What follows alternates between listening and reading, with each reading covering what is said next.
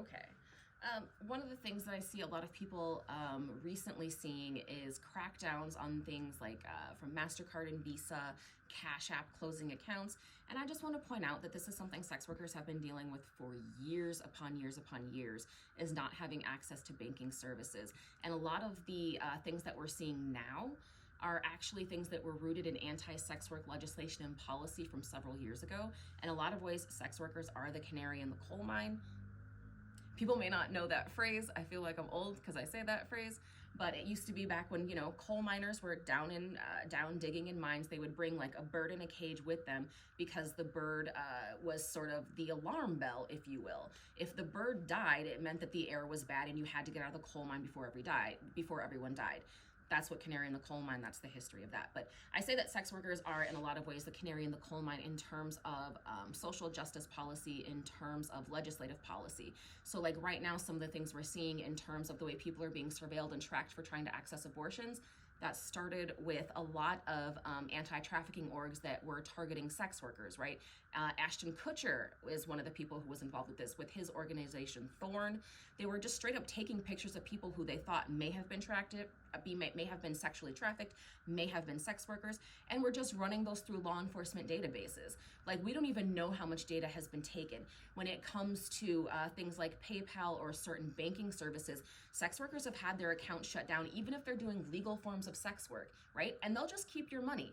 Now, really what the situation is that we should all be terrified of this sort of level of state surveillance. This is a horrible, terrifying thing. You shouldn't just be allowed to be photographed because you're out and your name and image be run through a police database. That's creepy.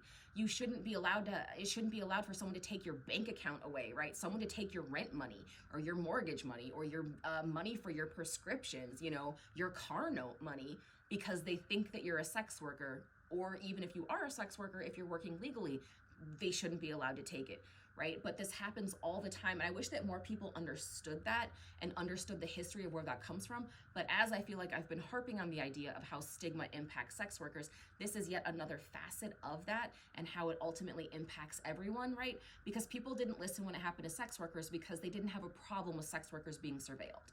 Whether that's because you believe sex workers are immoral and they deserve it because they're bad people, whether that means that you think all sex workers are trafficked, which is a incredibly huge lie, which I will get into later. And so they need to be surveilled for their own safety.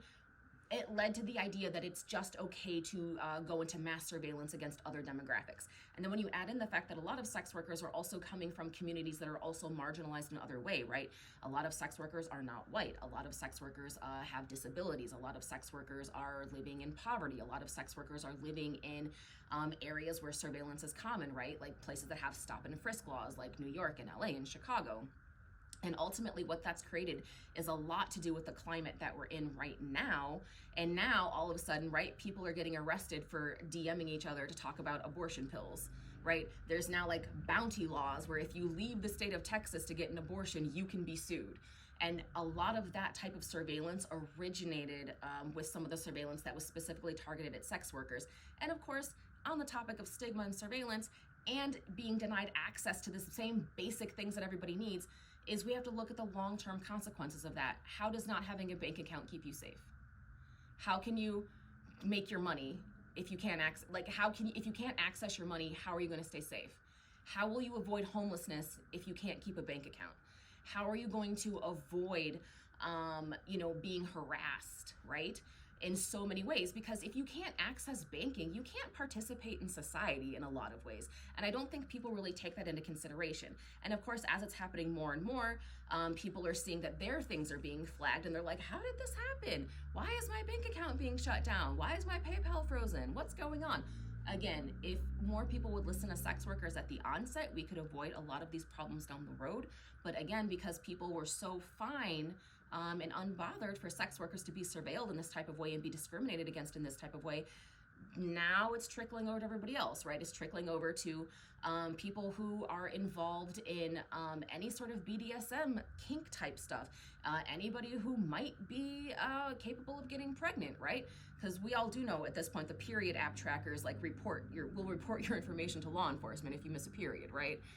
If law enforcement asks for it. So those sort of terrifying things ultimately have a greater impact on everybody. And that's why sex workers need to be included in these conversations about labor rights, about civil liberties, about how to end stigma, about how to create a more just society. And by excluding sex workers from those conversations, we're now seeing fallout that is reaching far beyond the sex work community. And I wish that people understood like where the roots of that was, so that we could sort of avoid repeating these problems and really like come to a crackdown. We all deserve civil liberties. And it's really unfortunate that people are willing to give up their rights just because they don't like sex workers, right? Like, I'm not gonna give up my only rights because I don't like someone on OnlyFans. Like, that's very bizarre behavior to me. I'm not doing that. I'm not doing that. You know, I'm not going to allow my own banking to be surveilled in a way because I bought a dildo because we agreed that it's okay to surveil sex workers, right? Like, we're even seeing people who write erotica, their bank accounts have been shut down. People who run adult toy stores are having their bank accounts shut down. And I don't think that's a good thing. I think that's a terrible thing, but we already sort of set a precedent, and now it's really gonna be hard to walk it back. But in order to get that done, we really are gonna have to talk to sex workers and start including them in these conversations so that we can all be a little bit safer together and maybe a little bit less surveilled. Like, I don't think people understand how bad the surveillance is at this point. It's really, really creepy. And the idea that someone can just take your images and run them through a database because you look like someone who is a sex worker or you look like someone who's been trafficked is terrifying, because what does that look like? That's just people. You're just a person, right? So it's created so much more stigma, and it's only going to get worse. And the more that these anti-trafficking groups are pushing for this type of surveillance is really where we need to be looking, because these groups aren't actually doing a great job at saving people who are trafficked. They're not doing a great job at getting sex workers out of the industry, the ones who want to leave, right? What they are really great at doing is creating police databases and creating a never-ending, never sleeping, never blinking surveillance state that we are all now a part of, whether we want to be or not. There was actually a report that just came out recently about what type of people and groups are being surveilled. It was Black people who are on predominantly Black social media websites and Black social media spaces. It was people who are involved in BDSM, so like FetLife, kink community stuff, people who are sex workers, right? And anyone who's capable of getting pregnant. And anybody who's pro-LGBTQ, right? So that's large swaths of the population, and I don't want to be surveilled that way. So I'm hoping that this is sort of becoming an eye-opener for people and we can sort of work together.